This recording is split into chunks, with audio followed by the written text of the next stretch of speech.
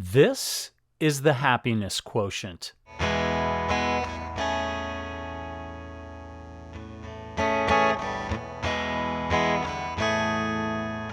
Thank you for taking time out of your precious day to be with us here. Pull up a cozy chair, relax, put your feet up, because we're going to listen to some choice tunes today from a band and a man that I have loved since I was first introduced to their music, probably about 9 or 10 years ago. I'm talking about the Wood Brothers, an Americana blues type band. You know, you can't really put them in a category, I guess, but yeah, you could say blues, Americana, country, folk. All I know is that I was immediately mesmerized with the warm yet edgy, sometimes raunchy guitar sound and stunning voice of songwriter-singer Oliver Wood. I've seen them live a bunch of times, and when I started Baker Street, I thought to myself, how cool to get someone like that guy on the show. Well, today we have with us Oliver Wood of the Wood Brothers, one of the most talented songwriters in America today, an amazing guitarist, and an incredible vocalist. He's here with us today on Baker Street.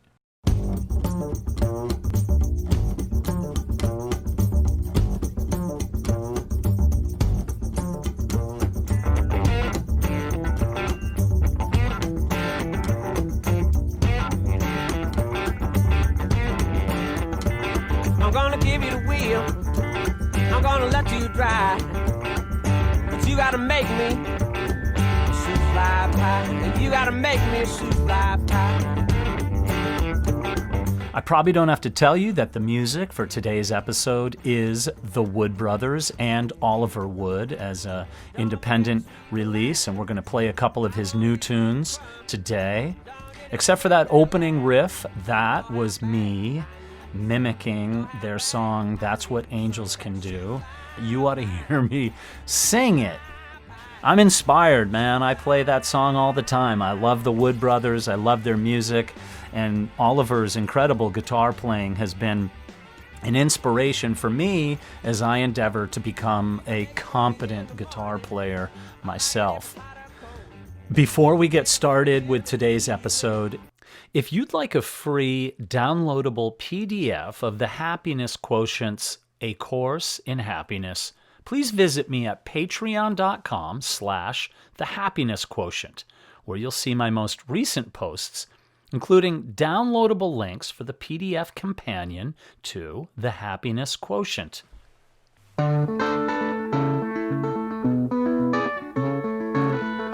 I don't know about you, but when all this COVID stuff happened and then the race protests across the USA erupted, I began to look at the super macro of it, like what was really happening under the surface. And after getting a bit caught in the madness of the news cycle, I started to pull down a few tabs on the menu of life and all that was going on to see what might be inside of this time of immense uncertainty and change. I get it. Some people are losing their shirts, literally losing their jobs, their homes, businesses. It is a very tough time. I'm wondering where it's going, and I'm sure a lot of you are too. Don't get me wrong, I hate the devastation it's having on life and hundreds of thousands of people losing their lives, or almost that many now. But beyond this, I feel like I've never been busier, like kind of taking advantage of the time. And as it would happen without this COVID thing, this interview with today's guest, Oliver Wood, wouldn't have happened because he'd be on the road touring with his band, the Wood Brothers. This guy literally spends months upon months on the road, selling out wherever they go, and he writes the most soulful songs. He plays a mean, sometimes raunchy guitar. And after I saw them for the first time, I became obsessed with finding the guitar that he plays, his electric guitar, a Guild T100. I was on Google constantly going to Reverb, Norm's Rare Guitars, trying to find a Guild T100 guitar. I never did get that Guild T100, but I did practice real hard on some of their songs. He also plays through this K703 amplifier that back in the day was known to literally electrocute people who had the temerity to go into the back and try to rewire it or rig it a little bit better. Said he came from down in Texas, playing out since he's 15. And you can't hear a little Chicago and a lot of New Orleans. Yeah, our guest is Oliver Wood. He lives in Nashville, Tennessee. He's found some time on his hands with this COVID thing, and he's had the opportunity to be a husband and a father 12 months out of the year, as opposed to the few that he's home and doing everything remotely. For all we know, he's mowing the lawn, doing dishes. Does he cook? I don't know. I forgot to ask him all that stuff. But he does write music, and we're going to hear a few new releases of his today in their entirety. So good. But I can't go a minute further without thanking the Wood Brothers publicist, Kevin Calabro of Calabro Music Media. Kevin and I had a long phone conversation several months ago, sometime back, I think in April, and we were talking about the possibility of me going down to Nashville to interview Oliver between tour stops. So I would go down and maybe meet him at his house or in a studio somewhere. And then the COVID thing came down and everything was put on hold. And then recently I reached out to Kevin and said, hey, let's try this thing on Zoom or the telephone. And lo and behold, Oliver was game, and here we are. So thank you, Kevin, for your interest in what I'm hoping to do here on Baker Street and for getting this set up. Let's sample a bit of the Wood Brothers with Oliver singing before we get to this fantastic interview with Oliver Wood of the Wood Brothers.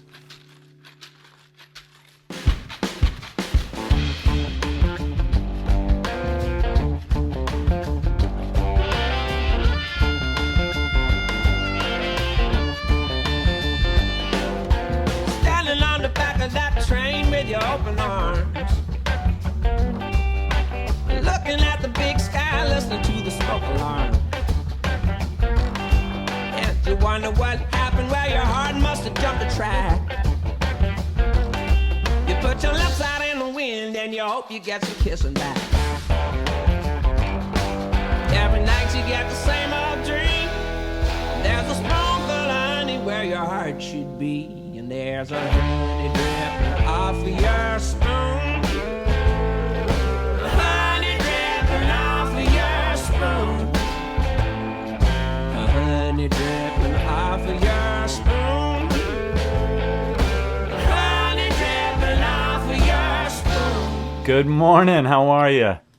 I'm well, Tom. Nice to meet you, sir. Nice to meet you. Thanks so much for taking the time out. My pleasure. Thanks for having me. I'm going to record as instructed here. I'm recording on Zoom, and obviously it has video, but this is an audio podcast, so we're not doing video, but this will be, I'll do a frame grab or something like that. Yeah, that's why I didn't do much primping. Yeah, no primping necessary, but ditto, and I just roll out of bed looking handsome, so it's... How do you do it? It's a curse, man. I'm telling you. But, yeah, man, so if you're ready to roll, let's do this. Yeah. Awesome, good. So, Oliver, thank you. I want to start by first asking you, how is it going? I mean, COVID and all the things notwithstanding, healthy, doing well? Yeah, I feel pretty lucky. Just, as a touring musician, my life came to a standstill, as many people's did, and I went through the early shock and then the bliss that followed, where life slowed down to the point where I could actually notice a whole bunch of stuff I never noticed before, and I really relished that for a while, and then it turns to, once the world looks crazier, the more you look at it, and get back to some anxiety. But I'm working on finding a balance, and I really promised myself during that time of bliss that there's got to be a way I can hold on to this and remember how this feels, because this is the way it could be with the right mindset all the time, like the understanding that you're not really in control ever anyway. But Yeah. now it's really that way. Now it's pushed in your face, but I want to hold on to it. So I'm working on ways to do that. I'm writing about it or meditating and just trying to feel like I was feeling during that nice, quiet time where I knew I wasn't falling behind any because everybody else was shut down too, and we could all just relax. Yeah. Yeah, it's an interesting time because I I love nothing more than a 3 day weekend, for instance, right? So, Yeah. but this has Yeah. been a really long 3 day weekend. Yeah, holiday vacations are awesome when they're happening. But yeah, this is Yeah, and pushing it. but people aren't making any money now, and I can get by. Kind of, it's happening, but Yeah. but for a guy who tours on the road, and very differently, I've spent a lot of time, on expeditions and away from Yeah. home. Yeah. It was coincidental that I just didn't have anything anyway, so I didn't have to really cancel other than a couple of short trips over to Europe. And Yeah. now I'm peeking around the corner, wondering if it's really coming to an end or if this is just forever now. It's hard to know. Yeah. Yeah, it's pretty weird, and it really is an exercise in staying present and not uh imagining what the future is going to be too much, because that can be really stressful to Yeah. think, well, it might not change for a long time or ever, or it'll never be the same, and you can ruminate on that a lot if you're not Yeah. careful. You had said, so do you meditate? Do you have a meditation practice, or do you just find time? I do. I've actually I'm not a very disciplined person, and um but for some reason this lifestyle has allowed me to create a routine where I've been getting up quite early and just doing 10 to 20 25 minutes of meditating, but every morning. I've done it every morning for the last 4 months.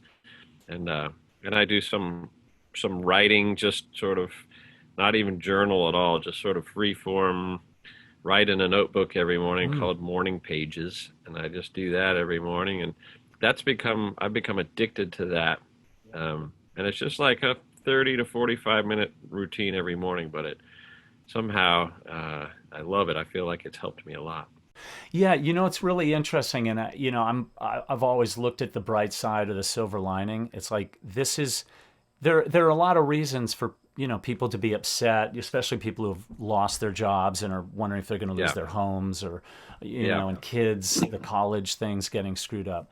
But it's forcing us to kind of reinvent the way we do things. And Yeah. so there's the new normal that we don't really know what it is quite yet, but just Yeah. in you having that be a daily practice, it's going to shake things up and create this, who knows where it's going to lead. It might be something really beautiful, Yeah. And that's all Yeah. we have to hang on to that. Yeah. I agree. Well, when I think about what it is that is important and useful about my job, and I think just life in general is connection, being connected to one another. And think about that a lot in terms of being a performer, where you're connecting with an audience, and really what starts out as a vocation that seems like it has perks because everybody claps for you, and you can, the chicks like you playing guitar and stuff like that. You start out with appreciating those more superficial things. Yeah, And then, but I've been doing it a long time, and so I get tired out there, and it just wears me out. And it's like, what am I doing out here? I got a family at home, I got kids, and but it comes down to it's the connection with people, and bandmates and people that you work with, and audiences singing along to songs and being that togetherness, that Mm. sounds cliche, but really people just saying, "Hey, this makes me really happy," or "This Hmm. got me through a tough time." That's what keeps it going and keeps it interesting. And not being able to do that Mm. is tricky. And I found you really have to make an effort these days to connect with people, and you have to learn to appreciate these kind of awkward computer connections Yeah, yeah. and good old phone calls um, and I will say that my meditation and my morning writing has been a good way for me to stay connected with myself. Like just it's like a therapy session, just how do I feel today? Well, let's write about it. And, Yeah. how does that make me feel? you Right, know. right. It's you hit on a couple things. One, a good friend of mine who I'll bring up later because he actually introduced me to the Wood Brothers, the band. Oh, okay. His name is Gabriel Butterfield, and you probably know who his dad was Paul Oh, I Butterfield, the certainly heart. do by the name. Yeah, and but Gabriel texted me. I said, "Hey, you're never gonna guess who I'm gonna interview this week." And he's like, "Oh, wow," because he Nice. introduced me to the band, and he said, "Tell him that their music has inspired me and brought me joy. That there is really new music out there." That's worth listening to. Wow. And Wow. he, there's a guy who's been steeped in music from Sure. young age. And, that might actually be a good dovetail to tell you how he introduced you guys to me. And we got together after I reached out to him because I had hoped to maybe do a film about his dad. And Yeah. Oh, wow. I shared with him that back in 2005, my brother had taken his own life. And my brother was like one of my best friends and I read he's my that. brother. Yeah. And, Yeah. so one day we're sitting around. Now, I think that song that I'm going to tell you about didn't come out till some years later, but he goes, "I want to play you a song. It makes me think of you and your brother." And he played me One More Day. And I was a fan.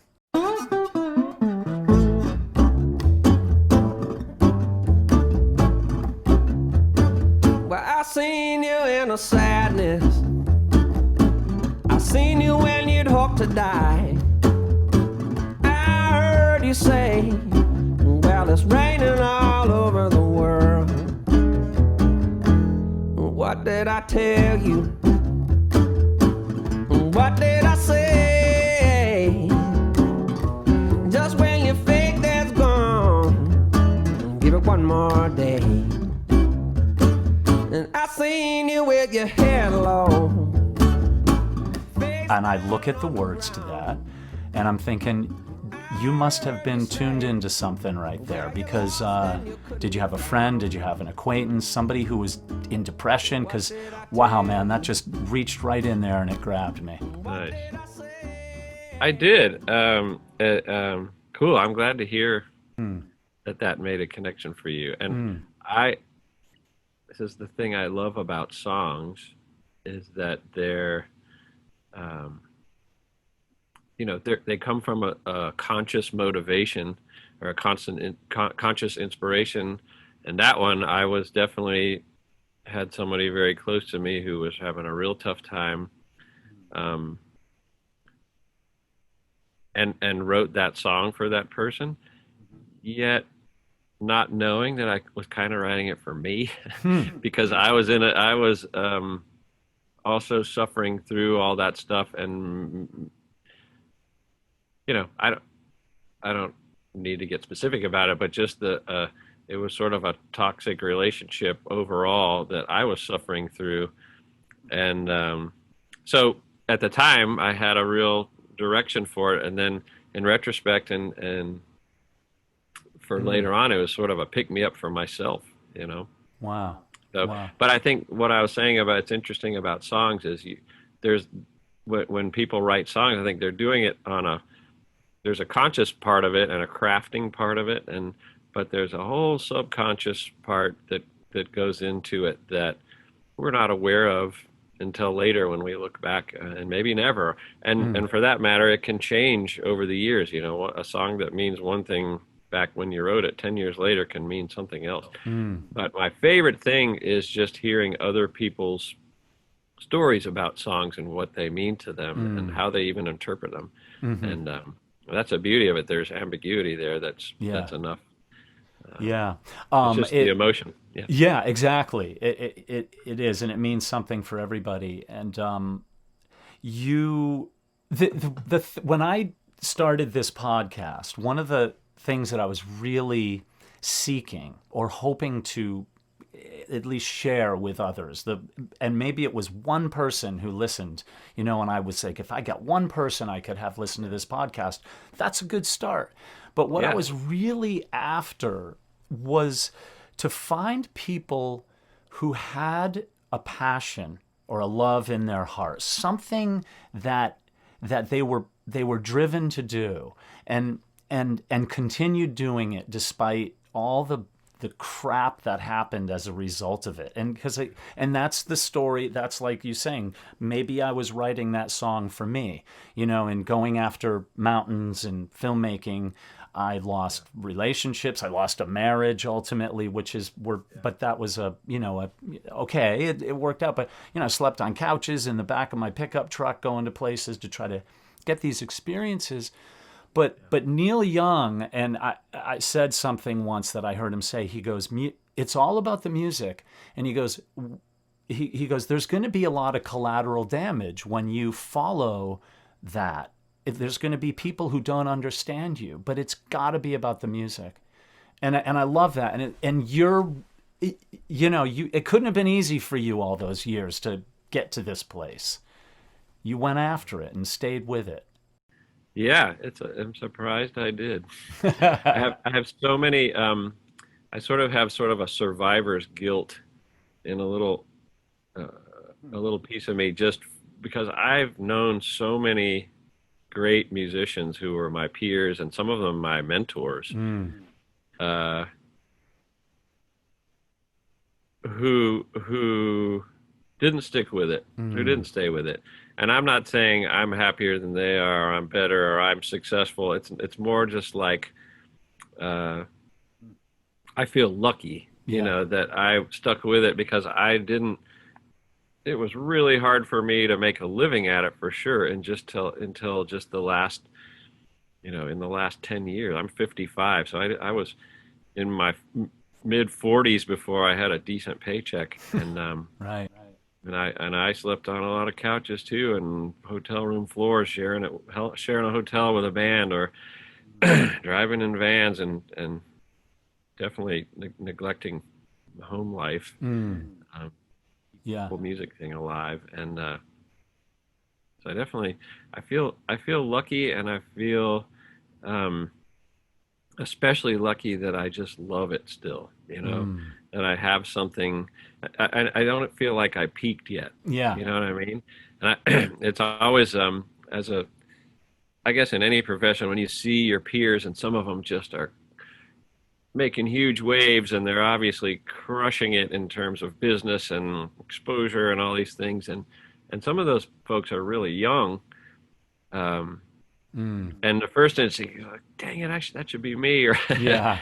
But ultimately, I got to say, my brother and I have come up with a slogan for us, which is we're enjoying a really slow rise to the middle, which is really just, not peaking in our 20s. We didn't peak at 27 and like the Beatles or something, right? Who broke up. Like the Beatles, or all the tragic stories of people who died at 27, the rock stars, the Hendrix and Janis Joplin, but just the slow rise, just having something to look forward to and still feeling hungry for it and passionate about it.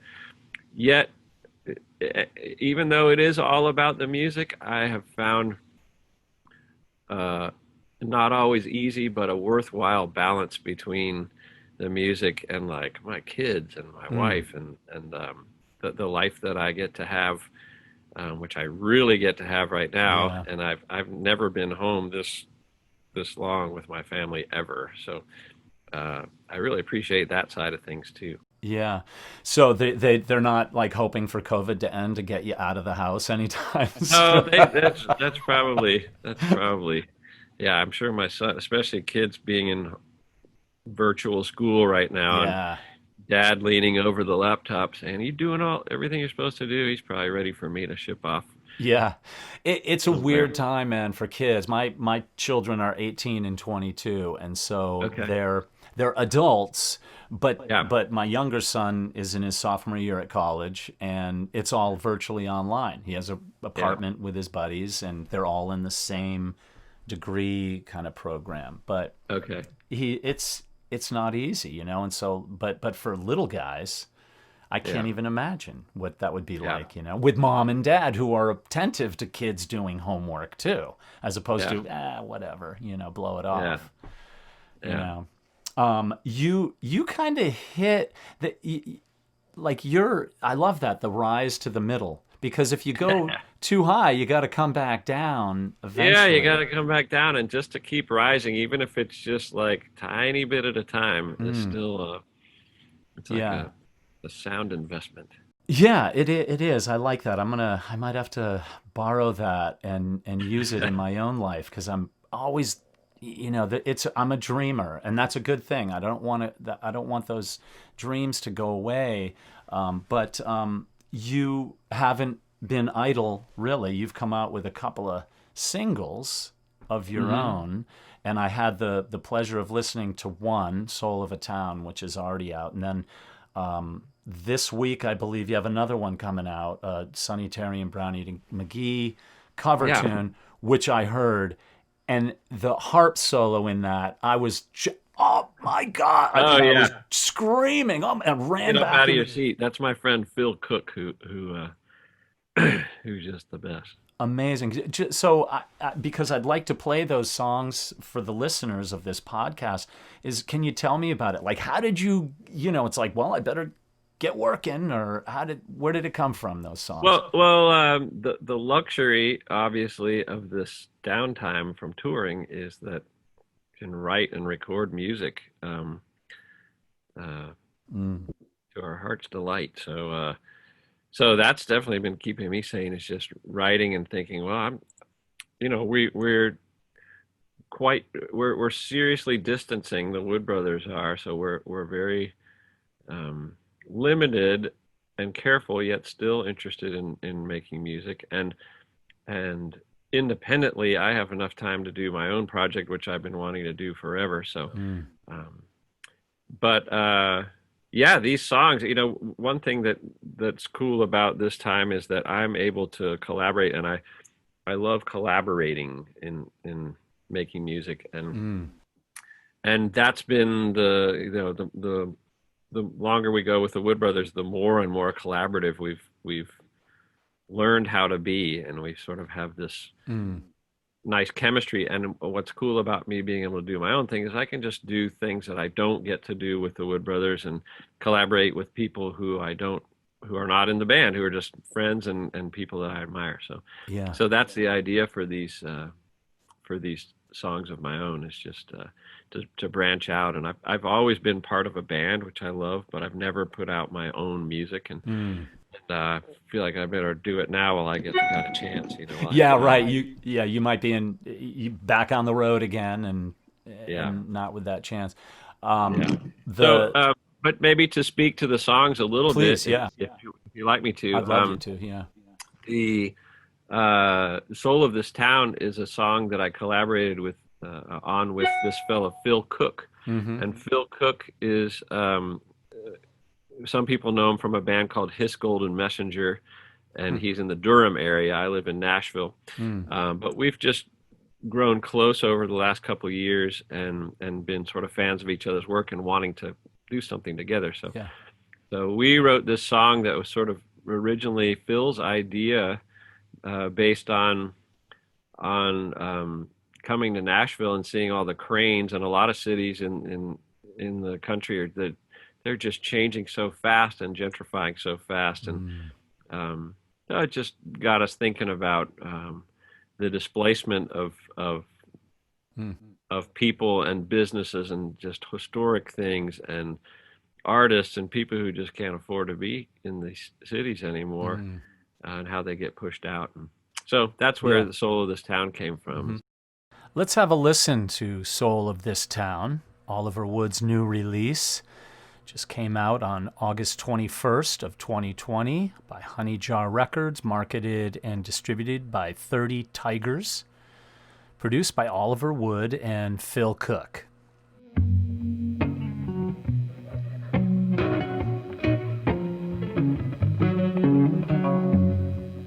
When you come back home, boy, you're gonna be so surprised. This little town that you came from has just left us behind. Well, they knocked down all the places you and me would hang around. It's just bricks and stone, skin and bone. But what about the soul of this town? Did you see that big old high rise where Sunny's used to be? Well, if I tell it was high time, now he's in Sault Ste. Marie. Well, he's trying to keep the diner, trying hard not to drown. It's just bricks and stone, yeah, skin and bone. But what about the soul of this town? Yeah, what about the soul of this town?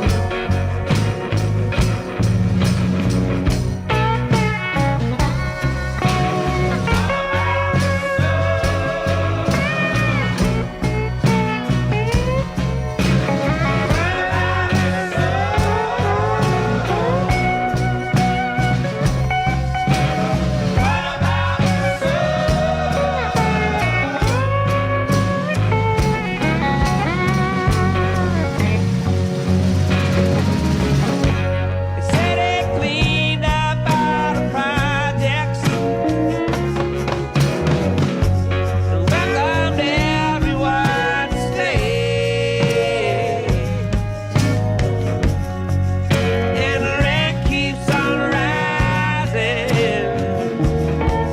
it pushing everybody away.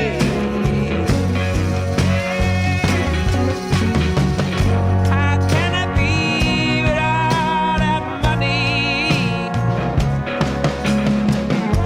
It's not enough to go around. It's just bricks and stone, yeah, skin and bone. Yeah, but what about the soul of this town? Yeah, what about the soul of this town? What about the soul of this town?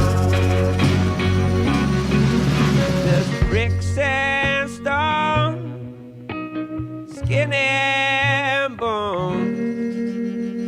What about the soul of this town?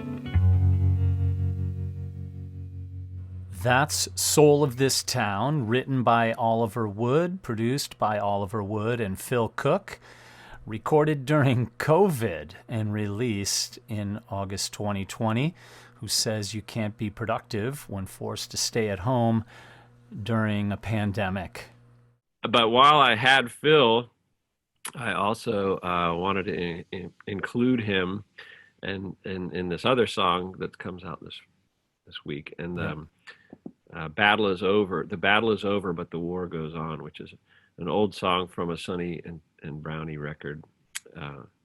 And that one just seemed really timely. I hear that as a protest song, or more just like a call to keep the momentum going in some of the positive changes that are happening right now, and in spite of the pandemic, and in spite of some real tension. I feel like there's some great awareness going on, and people are pushing what needs to be pushed to the forefront. And so I felt like that song was along those lines, and was just sort of a not a battle cry, even though it says the battle is over, but the war goes on. It's a metaphor for just keeping the movement, you know. Yeah. Well, obviously there's something dear to your heart in there, because I read somewhere in the notes that the proceeds that are purchased from Bandcamp to download it go to the ACLU.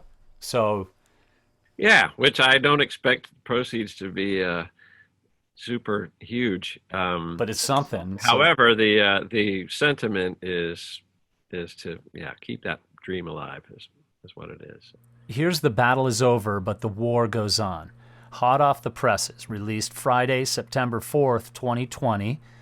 Produced by Oliver Wood and Jano Ricks.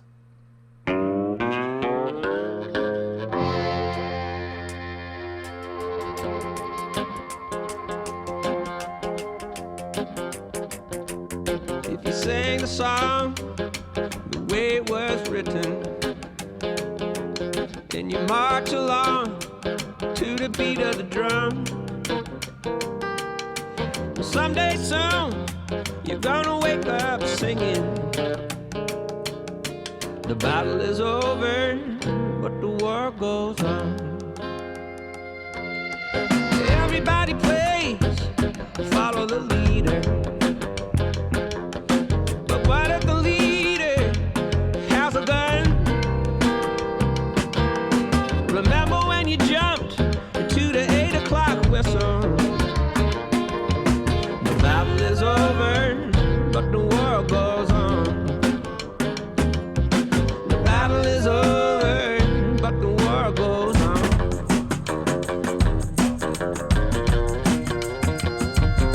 You close your eyes when you hear the thunder. It's quiet in the rain, and you smile in the sun. But who do you fool but me and you, brother? Yeah, the battle is over, but the war goes on. Yeah, the battle is over, but the war goes on.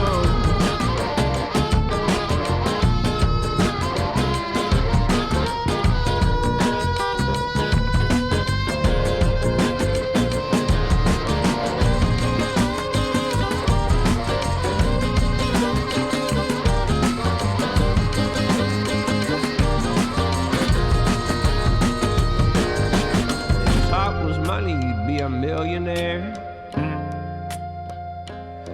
Yeah, and if thoughts could kill, there'd be nobody here. Yeah, so many thinking evil and telling lies, when it's only true love keeps us squared alive. Yeah, the battle is over, the war goes on. The battle is over, but the war goes on. The battle is over, the war goes on. Yeah, the battle. Yeah, the battle is over, the war goes on. The battle is over, but the war goes on. The battle is over. The battle is over, but the war goes on. Yeah, the battle is over, but the war goes on. Yeah, the battle is over.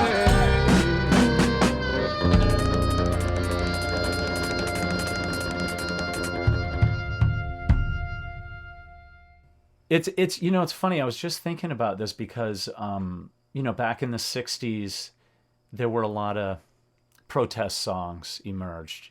From Vietnam and the protests, and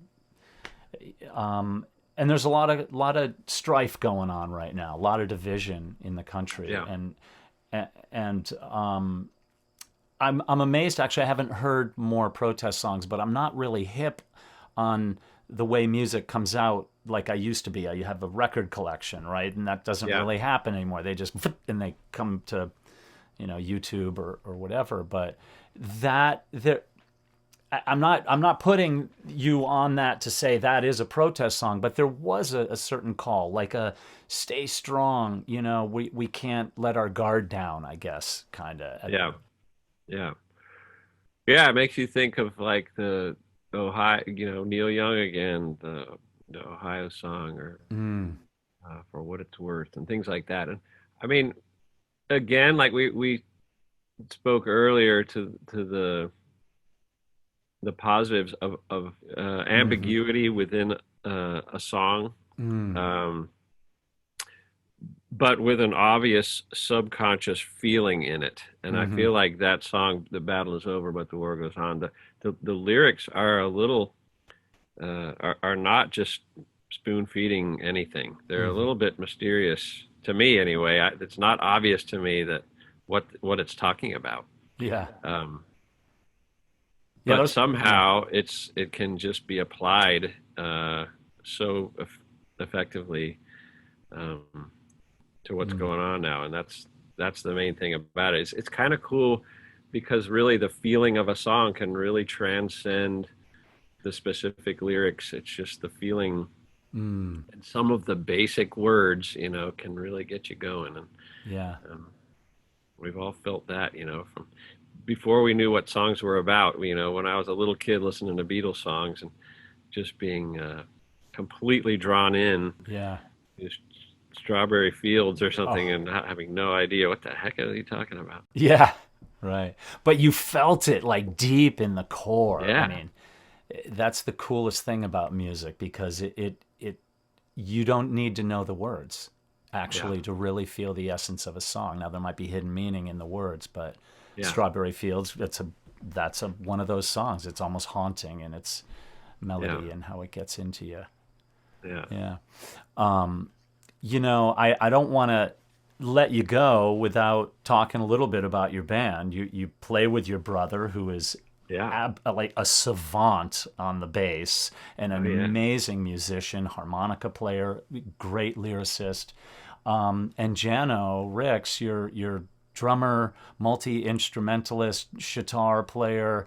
Mm-hmm. Um, I, like you guys, you can't encapsulate it by saying it's this kind of music or that kind of music. You have a really unique style, and it's testament to some dynamism between the three of you. And you must feel pretty lucky sometimes, Matt.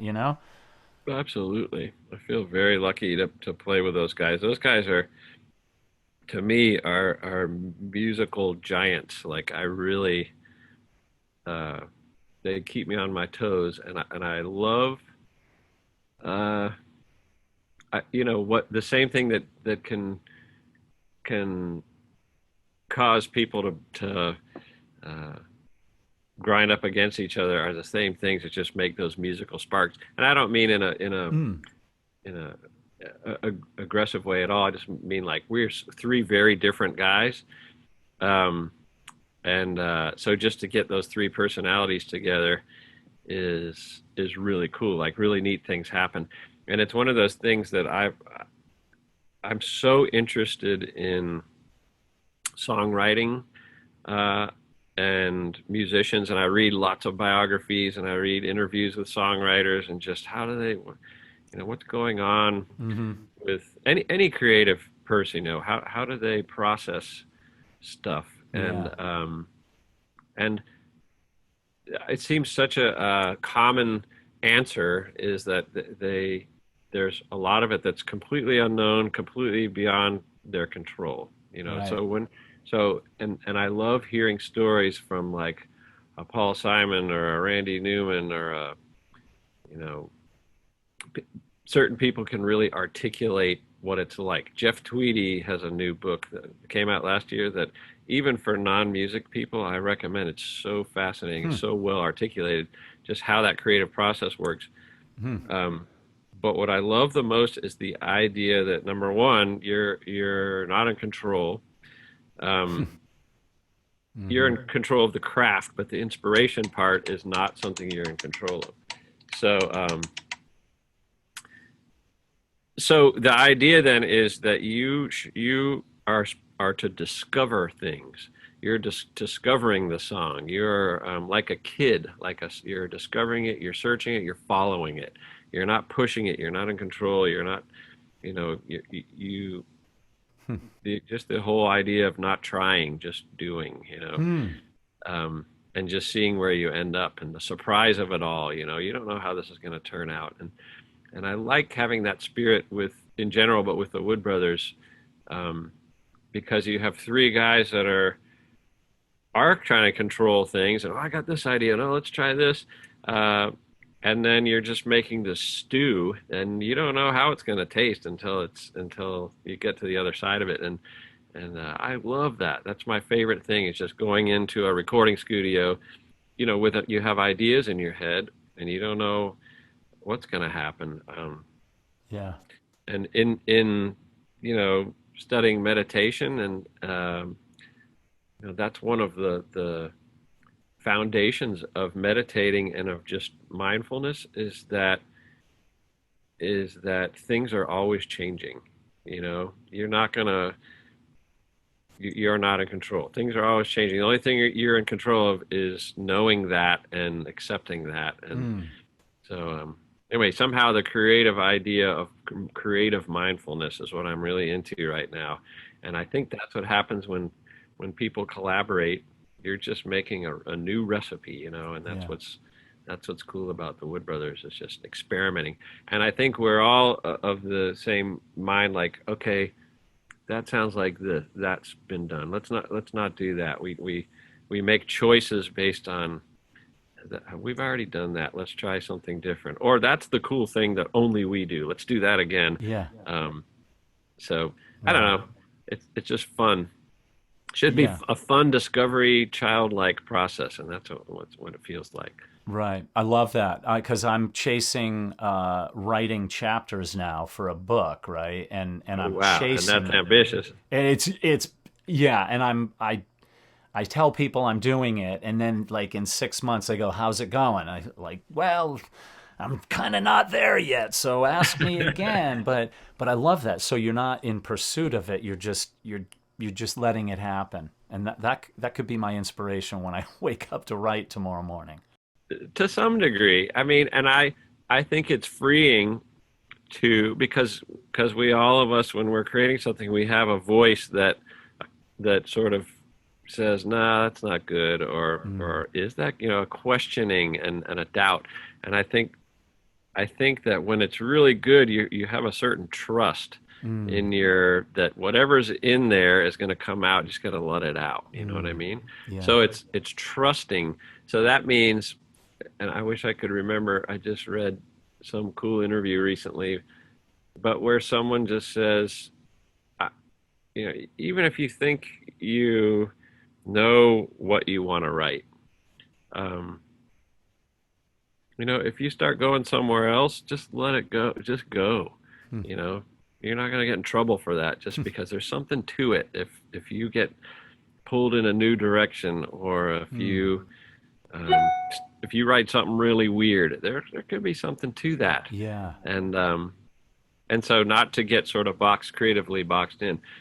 Here's one of my favorite ones that I like. I was reading an interview with Richard Thompson, who's a great guitar player and songwriter, and just amazing. Yeah. But his whole thing is to do as much visualizing and aural visualizing in his head before you pick up the guitar. Because once you pick up the guitar, you put yourself in a box, and you're like, okay, I have to deal with these shapes, and there's only so many choices. But when it's still in your head, it's like seeing a beautiful butterfly, and that just looks amazing, and you're just in awe of it. And then you catch the butterfly, and it just kind of looks muted and not that interesting anymore. That was his, not my analogy, but I love that, because I've had that so far where I just have something mapped out in my head, and it's just great. And I try to, trying to keep it there. And then once you try to commit to it. That's the tricky part, where you have to try to stay in that, be open to anything kind of feeling. And I would imagine that would be like that for any kind of writing, whether it's a song or whether it's prose or a book. Yeah. What kind of book are you writing, if you don't mind me asking? Yeah, it's well, it sounds a little bit, I mean, it not. I try not to be presumptuous about it, but it's a memoir. It's really my story, Great. and I was involved in a couple of pretty amazing expeditions on Mount Everest. One going back to 1999, and I read about that. yeah, a pretty incredible experience, and it was the story behind the story, the relationships that evolved on that, and kind of gave me a new position in terms of how I viewed life. I always thought to myself, if I'm a good guy, people will be a good guy back to me, and then I saw that that's not always the way it goes. And as then, losing my brother in 2005 was kind of this other shock, if you will, that forced me outside of my bubble, my sphere. Instead of circulating in here, I went pop, and all of a sudden I was looking back in. And now I look at those, at least those two experiences, as something that was incredibly transformative for me. And I feel nothing but gratitude for the tragedies, if you will, of those experiences. And so I'm trying to take that and put it into a life story about me that ultimately, in terms of the arc of it, is to say, we come to our greatest realizations. I did. I'm not saying everybody does, but in tragedy, in hardship. And that's where all the growth is, right? Yeah. Yeah. Yeah, and that's where the beautiful music comes out of, from sorrow and pain and loss. I mean, yeah. So that's what I'm after. I'll send you the first copy. Man, I can't wait. I love that. Right on. I wanted to tell you, I'm really inspired by the having Kevin, the publicist, turn me on to what you do. I'm inspired by how you've created this kind of cool niche based on your background and what you're able to do today. And I think that's really, I always go back to a quote from Thelonious Monk, I believe, said, "The genius or the best artist is the one who is most like himself." And I think it's easy as a creative person to get lost and feel lost among great writers, great musicians, great, almost like it's sports. Like, I'll never be as good as that guy. Yeah. But really, in creativity, it's not sports. It's like the more like yourself, you're rewarded for being yourself. And so I think especially when you create your own niche like that, that's just you. Nobody else is doing that, and nobody else has been through those things that you've been, right. Specific things, and just letting that come through that's why we admire Thelonious Monk and Ray Charles and Neil Young, and because there's nobody else like those guys. Right? Yeah. It's like, don't compare yourself to who you look up to. Compare yourself to the person you were yesterday, kind of thing. Yeah. And, it's a beautiful world, and it sure is packaged in some ugly, confusing things sometimes. So before I let you go, it looks like you guys actually have some tour events coming up. So I saw on your website, it looks like there's going to be some outdoor events. Is that true, or are those still tentative? Something on the I green? haven't looked at the specific schedule in a while, but to my understanding, almost everything, if not everything, but there might be a couple of exceptions, have been postponed until next year. Yeah. So just about every outdoor festival of this summertime, which we'd normally be doing all these outdoor festivals, they just obviously can't put them in the winter. So they just said, next summer we'll try it again. So that's where most things are at. And, if you look out in the world of live music right now, people are doing webcasts and live streams and things like that. And we're gonna dip our toes. We have dipped our toes in that a little bit, and we actually have a thing that a program that we recorded and videoed was fun and cool, and we're gonna do stuff like that. And I noticed some people are playing like outdoor drive-in theaters. Yeah. So that's kind of a trend right now. So people are looking for ways to entertain and kind of do it, but none of it feels as satisfying yet. Like it's that thing of connecting. What's the best way to do it? It's really hard to connect over a screen like this, at least to present a piece of music, or so. Yeah, no doubt. Still, people are figuring out how to do outdoor things, but the seasons are going to change, and there's going to be less and less options for a few months, and so it'll be interesting to see what people come up with. It will indeed, but time to write a book. Yeah, it is a good time to write a book and write a song and keep practicing real hard. Oliver, I really appreciate you taking the time. It's awesome meeting you. I'm My pleasure, Tom. Thank you. Yeah, thank you so much. Thank you.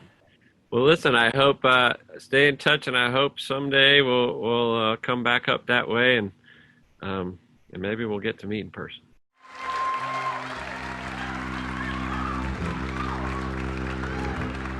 That was Oliver Wood speaking to me from his home in Nashville, Tennessee on September 1st, 2020. A good man, insightful, thoughtful, kind, reflective of what's going on in the world today. He's also an extremely talented musician who was willing to sleep on a few couches over the years in order to make it. While some of his other musician friends, some he looked up to, very talented ones, didn't stay in the business, but he hung in there, and after a slow start, not quite as fast as his brother, he finally made it, where, as he said in the interview, where finally he had a paycheck that was decent enough to make a living off of. I am grateful to Oliver for taking time out of his day. I'll share links to the music that you've heard today in this episode on the liner notes of Baker Street. If you would like to look up the Wood Brothers, go to The Wood Bros, so TheWoodBros.com. That's their website. You should check that out, and you'll learn a lot about their music and the people in the band. It was good having you here. Please share this with your friends and family, anyone who might be interested in visiting and meeting our guest, Oliver Wood of the Wood Brothers. Oliver, thank you for your time and insight. It was great having you here today. May your morning pages and meditations be filled with serenity and inspiration. And thank you for your time, for your love, your kindness. Please subscribe to my podcast wherever you may be listening.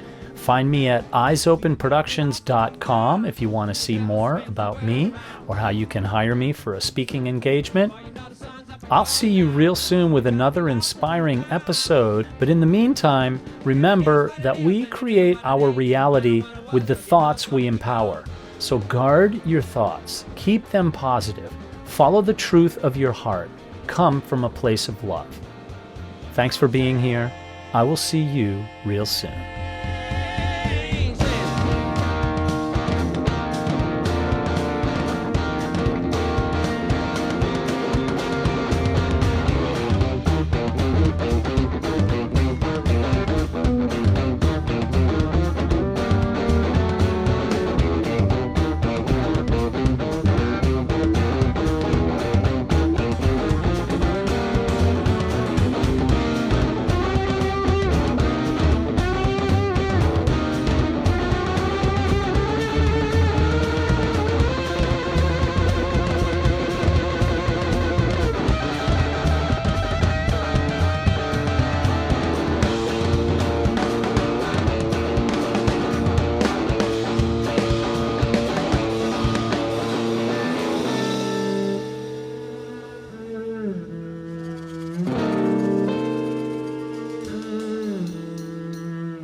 You gotta be lost to be found.